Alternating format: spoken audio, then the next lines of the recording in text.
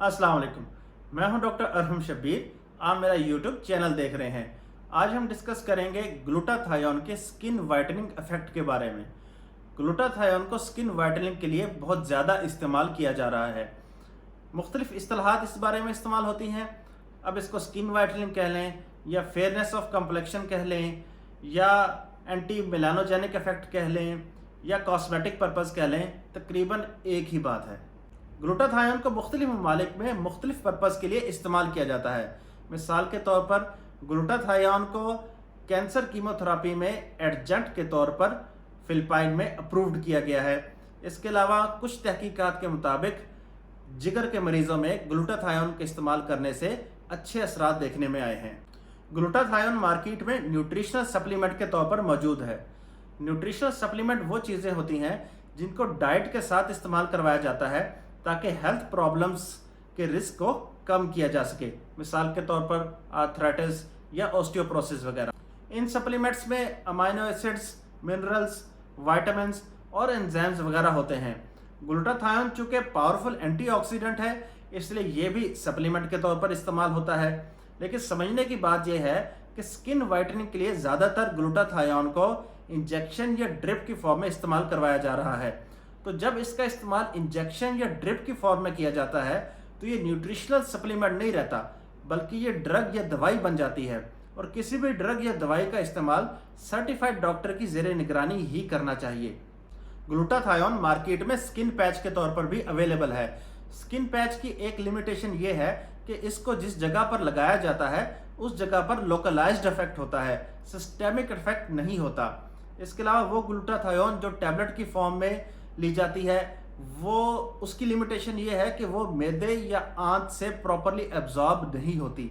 इस वजह से भी स्किन वाइटनिंग के लिए ज़्यादातर इंजेक्शन या ड्रिप की फॉर्म में ग्लूटाथायोन का इस्तेमाल करवाया जा रहा है।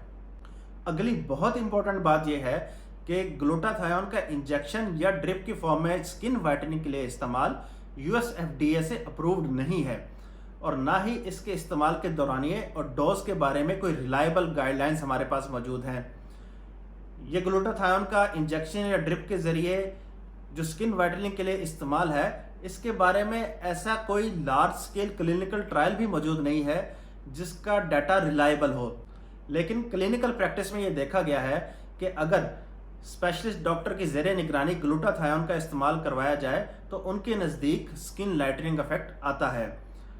डॉक्टर्स डोज और इस्तेमाल के दौराने के बारे में ज़्यादातर ये ग्लूटाथायोन बनाने वाली कंपनियों की रिकमेंडेशंस पर ही इन्हिसार कर रहे हैं।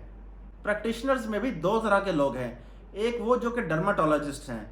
इनमें जो ज़्यादातर लोग हैं वो ग्लूटाथायोन के स्किन वाइटनिंग पर्पज़ के इस्तेमाल के लिए ज़्यादा फेवरेबल नहीं है, लेकिन ग्लूटाथायोन का ज़्यादातर इस्तेमाल कॉस्मेटोलॉजिस्ट या एस्थेटिक्स वाले करवा रहे हैं। बहरहाल आपके लिए ज़रूरी ये है कि आप ग्लूटाथायोन का इस्तेमाल करने से पहले ये ज़रूर देखें कि आपका डॉक्टर क्या सर्टिफाइड मेडिकल प्रैक्टिशनर है। बहरहाल थ्योरेटिकली ग्लूटाथायोन के दो मैकेनिज्म हो सकते हैं स्किन लाइटनिंग इफेक्ट के बारे में। पहला तो ये कि ये पावरफुल एंटीऑक्सीडेंट है, दूसरा ये कि ये एंटी मेलानोजेनिक है, जिसका मतलब ये है कि ये मेलानिन जो कि स्किन के खुली होते हैं, ये मेलानिन जल्द को रंगत देते हैं। और ये मेलानिन पिगमेंट्स दो तरह के होते हैं, एक यू मेलानिन होता है, एक फ्यू मेलानिन होता है। यू मेलानिन ज़रा डार्कर कलर का होता है, ब्राउन कलर का होता है, जबकि फ्यू मेलानिन लाइट कलर का होता है। तो ये एंटी मेलानोजेनिक इफेक्ट इसका ये है कि ये एक एंजाइम टायरोसिनेज को ब्लॉक कर देता है, जिसकी वजह से फ्यू मेलानिन ज़्यादा बनता है और स्किन की टोन ज़रा लाइटन हो जाती है, तो थोड़ा सा लाइटनिंग इफेक्ट आ जाता है। लेकिन ये लाइटनिंग इफेक्ट जो आता है ये सारी उम्र के लिए नहीं होता, इसके लिए मेंटेनेंस डोज करनी पड़ती है।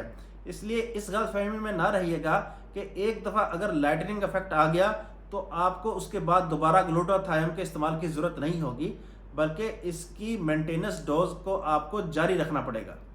तो जब तक इंजेक्शन लगवाते रहेंगे तब तक इफेक्ट रहेगा, और जब इंजेक्शन लगवाना छोड़ देंगे तो इफेक्ट खुद ब खुद कम हो जाएगा। और लॉन्ग टर्म यूज़ करने से और हाई डोज में यूज़ करने से साइड इफ़ेक्ट्स आने के ख़तरात भी बहुत ज़्यादा हैं, जिनमें थायराइड ग्लैंड्स की खराबी, गुर्दे की खराबी, इसके अलावा पेट में दर्द होना वगैरह शामिल हैं। तो आज की मुख्तसर वीडियो के लिए बस इतना ही। उम्मीद है आपको आज की वीडियो पसंद आएगी। इस वीडियो को शेयर कीजिए।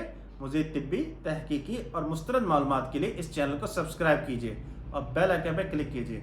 Thank you very much.